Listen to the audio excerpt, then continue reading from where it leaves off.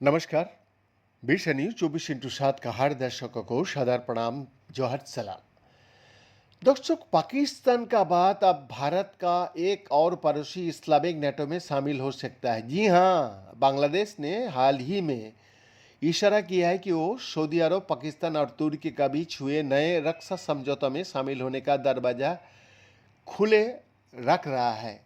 जी हाँ, ये बयान ऐसे समय में आया है जब बांग्लादेश के पूर्व प्रधानमंत्री शेख हसीना की प्रत्यार्पण की मांग को लेकर भारत और बांग्लादेश के बीच तनाव बना हुआ है। ऐसे में बांग्लादेशी प्रधानमंत्री तारिक रहमान का सलाहकार की तरफ से आया ये बयान भारत की टेंशन बढ़ा सकता है। बता दिया जाए कि इससे पहले इस महीने की शुरुआत में पाकिस्तान, सऊदी अरब और तुर्की ने मक्का ज्वाइंट डिफेंस एग्रीमेंट की नींव रखी थी। बांग्लादेश के प्रधानमंत्री तारिक रहमान के विदेश मामले के सलाहकार हुमायूं कबीर ने इस समझौते पर बात करते हुए कहा कि बांग्लादेश बदलते वैश्विक परिदृश्य और अपनी जरूरतों के आधार पर इस गठबंधन में शामिल होने का प्रति सकारात्मक रुख रखता है। दर्शक, क्या है मक्का एक्ट? जी हाँ, मक्का एक्ट और पैक्ट की सबसे बड़ी बात यह है कि तीन में से किसी भी एक देश पर हमला हुआ तो इसे तीनों देशों पर हमला माना जाएगा।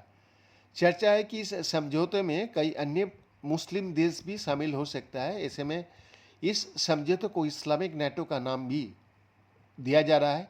हालांकि कुछ विशेषज्ञों का कहना है कि इस नेटो का दर्जा देना सही नहीं होगा। दरअसल इस गठबंधन में हर देश अपना हित साधने की कोशिश जी हाँ, दरअसल इस गठबंधन में हर देश अपना हित साधने की कोशिश में है, जहां नेटो की तरह इस गठबंधन के पास फिलहाल कोई साझा लक्ष्य भी नहीं है।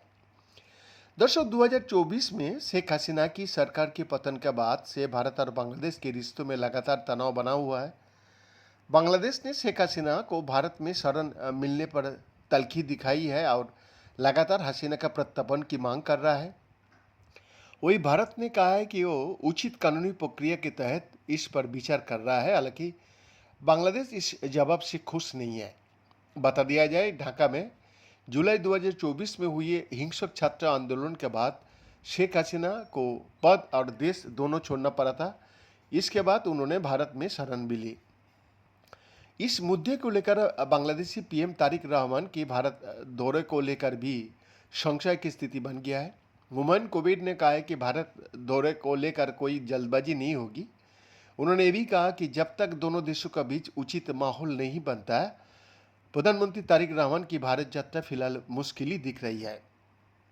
इधर भारत से रिश्तों में आई करवाहट का बीच बांग्लादेश, चीन और पाकिस्तान से नज़दीकी बढ़ रहा है। हाल ही में तारिक रहमान चीन पहुंचे थे। अब पाकिस्तान के साथ इस्लामी नेटो में जुड़ने का इशारा देकर ढाका भारत की चिंताएं बढ़ा दिया है।